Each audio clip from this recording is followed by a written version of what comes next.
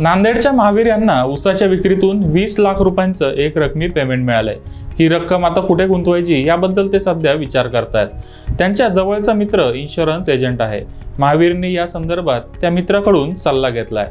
महावीर, तू या single premium plan मध्ये गुंतवणूक कर, यावर तुला खात्रीशीर रिटर्न मिळेल। विशेष म्हणजे या प्लॅन मध्ये व्याजदर लाईफ टाइम निश्चित राहतील। FD मध्ये व्याजदर कमी होण्याची जी भीती असते ती या प्लॅन मध्ये राहणार नाही, अशी माहिती महावीरच्या मित्राने त्याला दिली। पण हा सिंगल प्रीमियम प्लॅन आपल्यासाठी खरंच फायद्याचा आहे का? आणि सगळ्यात महत्त्वाचं म्हणजे यापेक्षा दुसरा गुंतवणुकीचा चांगला पर्याय आपल्याला मिळेल का? असे अनेक प्रश्न महावीरला पडलेत। चला तर मग या प्रश्नांची उत्तरं जाणून घेऊया। भारतात तरुणांचं प्रमाण वाढतंय, सरकारी नोकऱ्यांचं प्रमाण कमी झालंय। प्रायव्हेट सेक्टरमध्ये नोकरी करणाऱ्यांना आपली नोकरी किती दिवस टिकेल याची गॅरंटी नाहीये।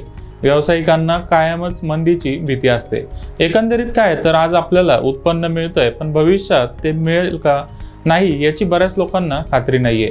त्यामुळे 15, 20 किंवा 30 वर्ष प्रीमियम पेमेंट टर्म असणाऱ्या लॉंग टर्म पॉलिसी खरेदी करायला लोक आता तयार होत नाहीत। एवढी मोठी लायबिलिटी घेतली आणि नंतर प्रीमियम नाही भरता आला तर आपलं नुकसान होईल याची लोकांना भीती वाटते। म्हणूनच इन्शुरन्स कंपन्यांनी सिंगल प्रीमियम पॉलिसी लॉन्च केल्यात। या पॉलिसीजमध्ये ग्राहकाला एकदाच प्रीमियम भरावा लागतो। महावीरप्रमाणे ज्यांच्याकडे मोठी रक्कम आहे ते लोक अशा पॉलिसी खरेदी करतात। असं केल्याने सुरक्षित ठिकाणी त्यांची गुंतवणूक होते आणि नंतर त्यांना प्रीमियम भरायचं टेन्शन राहत नाही। म्हणूनच ग्राहकांनी सिंगल प्रीमियम पॉलिसीला पसंती दिली आहे।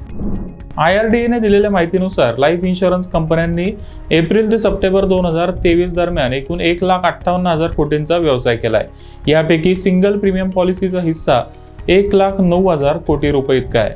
म्हणजेच लाईफ इन्शुरन्स कंपन्यांना त्यांचा 70% बिझनेस सिंगल प्रीमियम पॉलिसीमधून मिळाला आहे। सिंगल प्रीमियम पॉलिसीमध्ये LIC सध्या मार्केट लीडर आहे। LICचा जीवन अक्षय हा अतिशय लोकप्रिय ॲन्युटी प्लॅन आहे।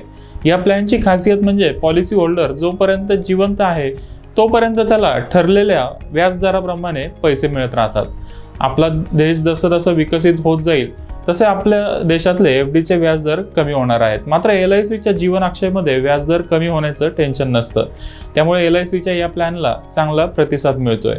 एप्रिल ते सप्टेंबर 2023 या 6 महिन्यात LICने एकूण 92,642 कोटींचा व्यवसाय केलाय। यापैकी सिंगल प्रीमियमचा शेअर तब्बल 82% होता। आपला मार्केट शेअर टिकवण्यासाठी LICला सिंगल प्रीमियमचा फायदा झालाय।